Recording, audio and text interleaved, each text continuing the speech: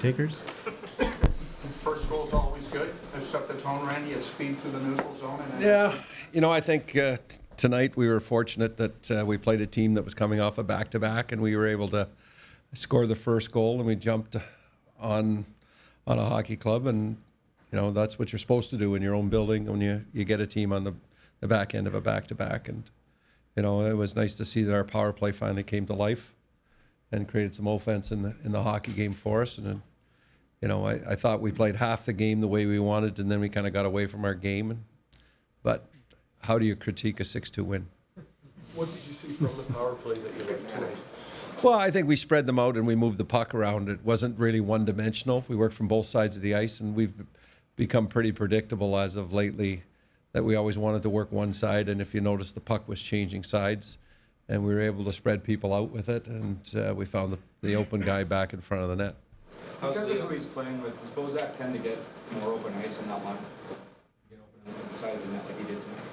Well, I think when the puck changes sides, I think anybody's going to get open ice. If you're able to move the puck from one side to the other, and you do it, you know, 2 or 3 times on a power play, it really brings the box or brings the opposition have to defend you in different ways, and it forces people to make reads in those situations. And it's easy for people to overplay on a Phil Kessel as we overplay on a Alexander Ovechkin. That's, you know. Did Leo go through a concussion type protocol? Well, he didn't feel good, so that's what we did is we held him out, and he's going to be having further evaluation. He seems fine now, as they all seem to be fine, but he'll now we take the necessary steps to make sure that the player is fully aware and conscious, and he is that, and he'll work out now. He'll ride a bike and whatever the protocol. I know he's in the weight room now. What did you think of the hit?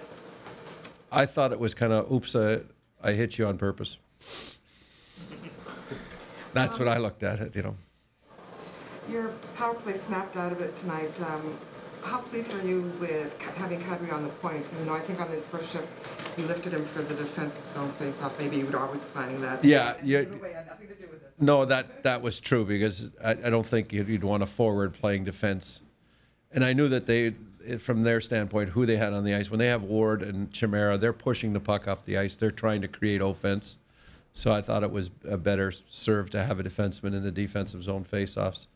Yeah, and you know, with Nazi, what it did is again, we worked both sides of the ice with him, and we spread them out. And other than the one blip skating backwards where he almost fell down, I thought he did okay.